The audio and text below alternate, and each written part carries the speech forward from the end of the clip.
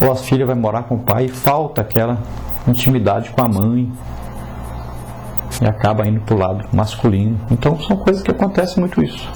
Então a responsabilidade dos pais é muito grande. Então Aminon demonstra aí todo erro, né? Estava à procura só de sexo, o interesse dele era só sexo. Depois que se satisfez, não queria mais saber da irmã. Ele não tinha nada de racional nele. Parecia um animal, na verdade. Número 9. Aminon não conseguia ver em sua meio-irmã a pureza de uma donzela filha do rei. O que via então? Então Aminon, quando olhava para sua irmã, meia-irmã, ele não enxergava a sua meia-irmã, mas ele enxergava um objeto sexual. Ele enxergava nela apenas alguém que poderia satisfazer o seu desejo sexual. Número 10. É muito fácil confundir sexo com amor, e uma paixão fugaz com um relacionamento. Aminon era meio-irmã de Tamar e, portanto, deveria saber que um relacionamento entre eles era impossível. Por quê? Principalmente por quê? Porque a palavra de Deus proíbe. Levítico 20:17 fala sobre isso. Lá no tempo de Adão e Eva, não existia uma lei para regular isso. Deus disse: crescer e multiplicar-vos. Provavelmente, e com certeza, é claro, teve relacionamento sexual entre irmão e irmã, para que o mundo tivesse muitas pessoas, aumentasse o número de pessoas, né? É claro que teve isso. Não existiam outras pessoas. Mas Deus veio com uma lei para corrigir isso. A partir do momento que existe uma lei, não pode mais existir. É proibido. Então Deus ordenou. E Davi sabia disso? É claro, Davi conhecia a palavra de Deus. Sabia que não podia. Deveria ter ensinado seus filhos. Aminon sabia disso? É claro, a lei era ensinada. E ele sabia também.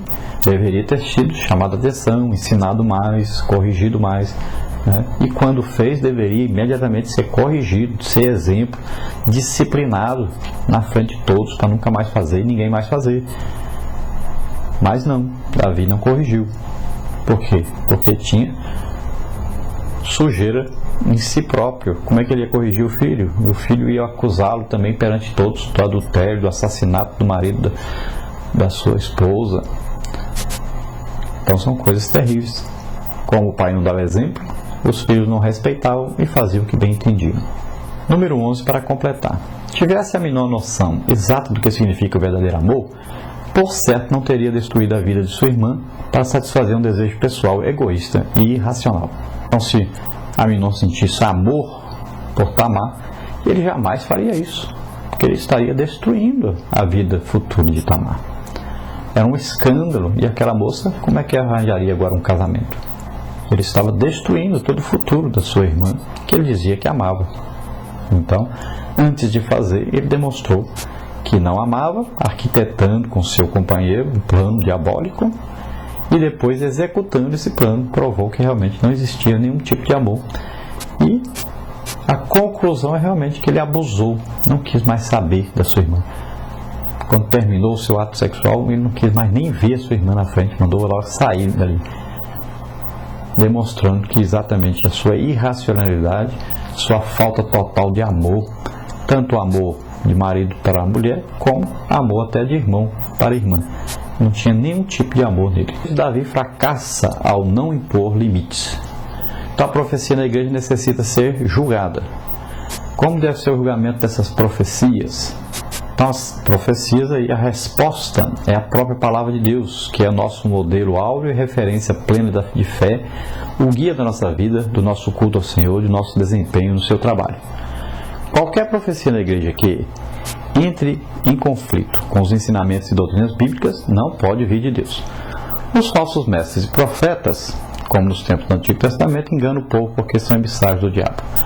O crente fiel que sempre ora e lê a palavra de Deus compara aquilo que ouve com o que está escrito na Escritura, a fim de comprovar a veracidade das profecias enunciadas na igreja. O dom do Espírito Santo, profecia, ele vem para três coisas. Ele vem para edificar, consolar e exortar. E existe o profeta que tem uma mensagem, que é a palavra de sabedoria que é dada falando de alguma coisa que vai acontecer no futuro. Agora, o profeta falou, não aconteceu, não é de Deus. O profeta falou alguma coisa que não condiz com a Bíblia, não é de Deus. O profeta te chamou para fazer alguma coisa que é contrário à Bíblia, não é de Deus. Então temos que julgar as profecias. E a Bíblia orienta isso. Julgue as profecias. Julgar de acordo com o quê? Com a palavra de Deus. Não combinou com a palavra de Deus? Não é de Deus. Se alguém chama você para praticar um incesto, ou para praticar um ato sexual fora do casamento, ou para beber bebida alcoólica, ou para fumar, ou ir a uma casa de prostituição ou de jogos, você já sabe, isso é contrário à palavra de Deus. Não é de Deus. Pode ser a pessoa, o profeta, pode ser a melhor pessoa do mundo, pode ser o seu pastor, pode ser quem for. E eu não vou. Não é de Deus. Porque às vezes ocorre uma coisa interessante. A pessoa acha que o pastor é Deus. Tudo que ele mandar fazer, a pessoa faz. Onde ele for, a pessoa vai. E não é bem assim. Olhe para a Bíblia, a palavra de Deus. Você deve temer a Deus. A palavra de Deus, seguir essa palavra de Deus. E não olhar para homens. Não seguir homens, a cabeça de homens. Tudo que a pessoa falar ou fizer contrário à Bíblia, não vá, não siga, não obedeça. Dentro da família, a mesma coisa. Se o pai mandar um filho roubar, mentir, não faça isso. Você é de Deus. Aí a autoridade entra a autoridade de Deus. A palavra de Deus, que é superior. Vamos ver aí, número 13. Jesus Cristo nos adverte a respeito de falsos profetas que se infiltram no meio do povo de Deus. E como devemos então julgar para saber quem é falso profeta?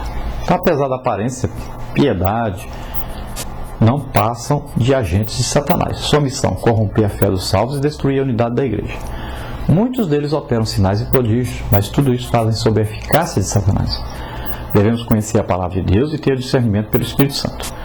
Seus frutos são uma irrefutável evidência de uma mentira e falsidade. A árvore má não pode dar frutos bons. Então tudo isso indica para nós aí os falsos profetas, os falsos ensinadores, as falsas profecias. Porque às vezes a pessoa fala assim, mas fulano foi usado por Deus. E daí? Quem fez alguma coisa? Foi ele ou foi Deus? Quem fez foi Deus. Deus se manifesta em determinados momentos.